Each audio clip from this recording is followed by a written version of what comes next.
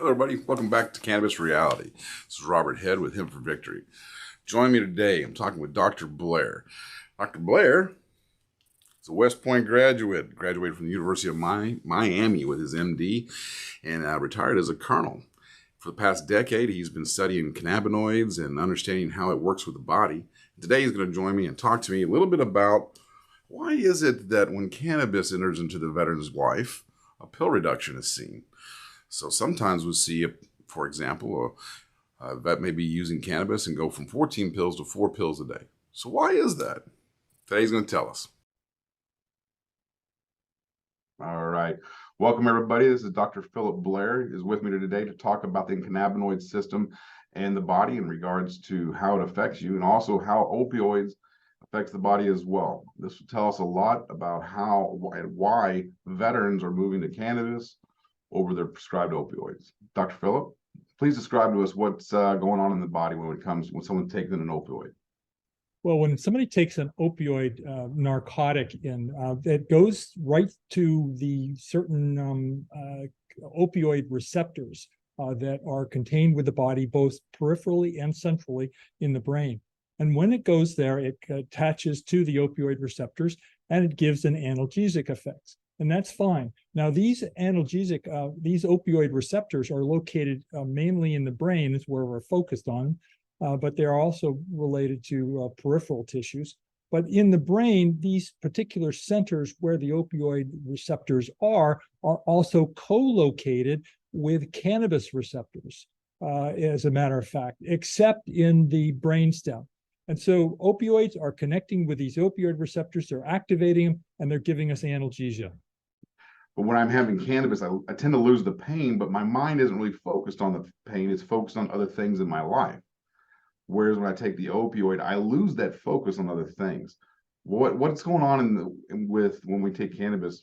Why is the cannabinoid system reacting so much differently to it? The cannabis is acting on a number of different receptors, including the opioid receptors in the body and in the brain. And so by acting on these other receptors, it increases our different connections to our body and to our mental status. It improves our cognitive function.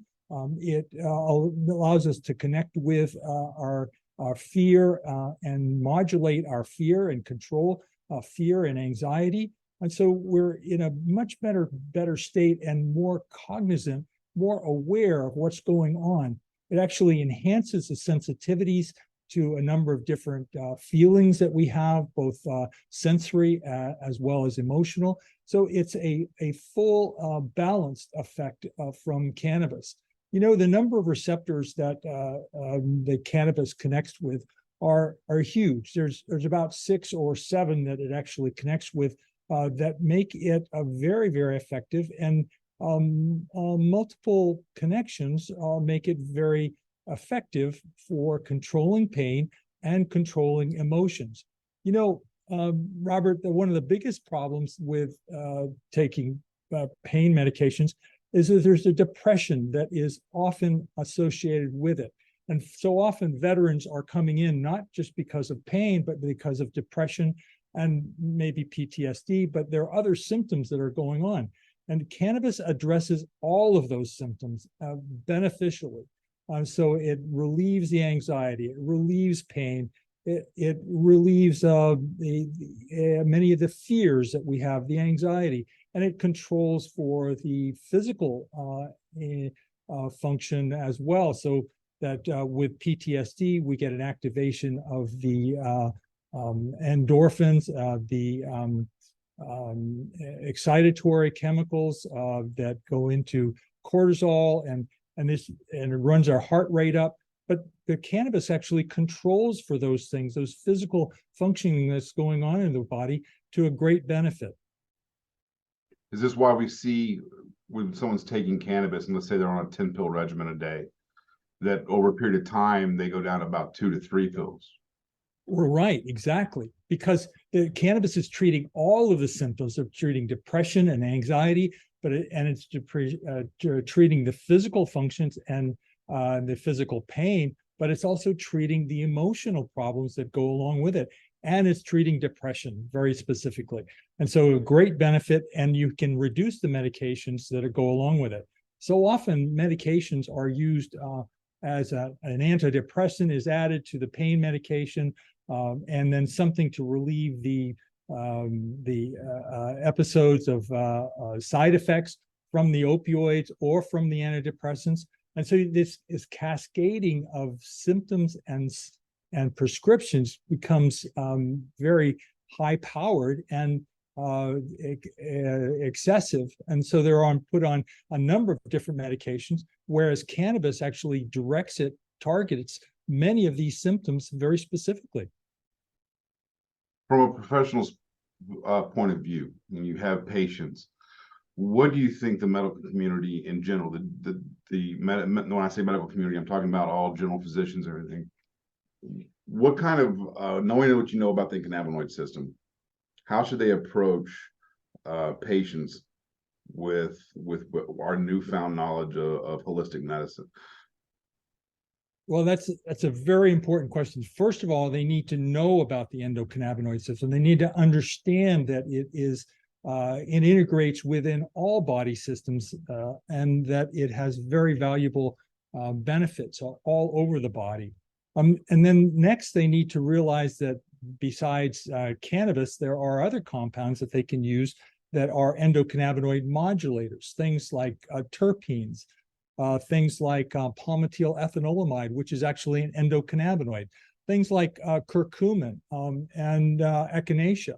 These are valuable modulators of the endocannabinoid system, including omega-3s. Omega-3s have quite a value in pain reduction, as well as modulating the endocannabinoid system. So they're very powerful tools that can add to the benefits. Whereas opioids by themselves have a depressant effect.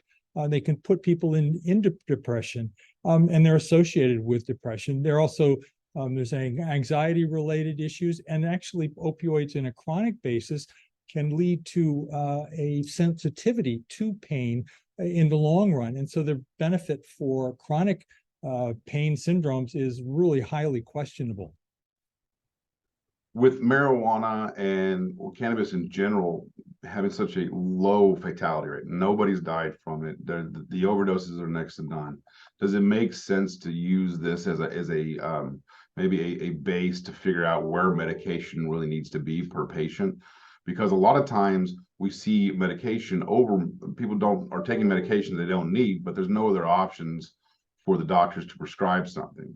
So would introducing cannabis as maybe a platform where we can kind of judge, okay, well, how severe is your actual pain? Do you really need these pharmaceuticals? Can you manage everything holistically so that we can find out how to really solve the problem? Well, first of all, opioids actually work very synergistically and very well with cannabis. And so cannabis in combination could be a way to orchestrate a beneficial plan and limit the amount and mediate the amount of opioids that are required. By combining the two, you can get an excellent benefit, and you can treat acute pain with the opioids, which is well accepted that it is effective for acute pain. But for chronic pain, that's a problem. So combining opioids with cannabis could be a very effective strategy for determining what the needs for opioids are. And combining it would actually reduce the rates of tolerance and reduce the cravings for opioids completely. In fact, some studies have shown that it eliminates the withdrawal effects. It eliminates the cravings, and there's no subjective drug dependence on opioids when cannabis is used. So it's a great benefit. If providers if they could understand and they could partner with somebody who they knew had good information about cannabis and had a knowledge of cannabis, and they were trained in cannabis, then they could apply these things very effectively. Now we're talking about cannabis, but there's medicinal cannabis comes in varieties such as cannabidiol, and cannabidiol and and other and opioids have been very effective for controlling pain as well. So we don't have to think of just cannabis. We can also use an isolate or a blend with a very low amount of THC, and people can get extraordinary benefits from a combination of those things. In fact, one study actually combined CBD, cannabidiol, with beta caryophyllene, which is a common component of hemp. And they found that activated, it provided analgesia to a broad extent, but it actually was effective at activating the cannabinoid type 1 receptors, and which is amazing because there was no THC in the product. And one of the things we don't think about is how that effect could happen. It turns out that both these substances, the CBD and the beta caryophyllene, actually inhibit the breakdown of the endocannabinoid substances. So it actually upregulates the endocannabinoid system for an overall better effect on the body and for analgesia as well as mood enhancing capabilities. That both there needs to be a balance between good medicine and good natural medicine. So where does that start? How do we start breaking this this devotion to pills? I know this is not something that Big Pharma wants to hear, but as a society, we need to break this marriage to Big Pharma. And how do we balance the two? Where does that start? Well, that's a challenging question because of the indoctrination that conventional physicians have, and their negative aspects of cannabis that has been growing on to us for so long, and that has been part of the just say no to drugs phenomena, and its inclusion in narcotic derivatives as a narcotic substance. So, getting away from that particular function is going to require some really strong changes. I consider that functional medicine is a very realistic approach to these problems that veterans are encountering. And functional medicine looks at the cause of the problem primarily and addresses those particular problems with the best herbal or medicinal substances that are available. And I think that's where we need to go. And I think it's going to be a long time coming. It's going to require tremendous education programs for VA physicians and for other medical professionals to accept it.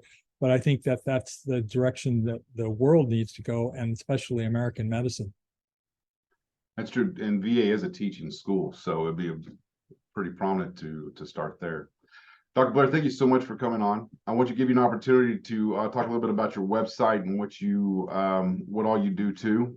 So give yourself about a few minutes and tell us a little bit about Dr. Blair, where you're from, and what it is that you do, because you've helped me out a lot too. Well, thank you, Robert. I appreciate that. So I'm a veteran myself. I went to West Point in 1972. I graduated in 72, and I went to I trained in family practice at Fort Gordon. I spent a career in the military and as a combat physician as well. And I retired in 1996. From there, I've been doing mixed jobs, but I became very much aware of CBD in 2014, and I started doing my education and training, and I was devoted to CBD. Now, recently, I found in the last 3 years, I found that an effective component of hemp is actually with beta caryophyllene, which provides many of the benefits of CBD and actually THC. And it doesn't come from hemp. It actually can come from a number of different vegetables, including there's over 1,000 plants that harbor the beta caryophyllene. And so it's of terrific value. It connects with, it's actually a phytocannabinoid that connects with the CB2 receptors, which are your non-psychoactive receptors in the body, but they control all immunologic function, and they can regulate the inflammation in the body, and they provide analgesia that way. So in the combination of beta caryophyllene and CBD have been superb and synergistic for a number of different benefits. So at my website, blairmedicalgroup.shop, we offer a selection of beta caryophyllines and cannabis in different modes and different concentrations. And I've been treating patients with these combinations for about 8 years now. That's outstanding. Dr. Blair, thank you so much for coming on. I really appreciate it. Always a friend of him for victory. Whenever we need somebody with a subject matter expert, you're the guy that we like to turn to. We really appreciate you coming on and talking to us today. Thank you, Robert, for having me. Talk to you soon.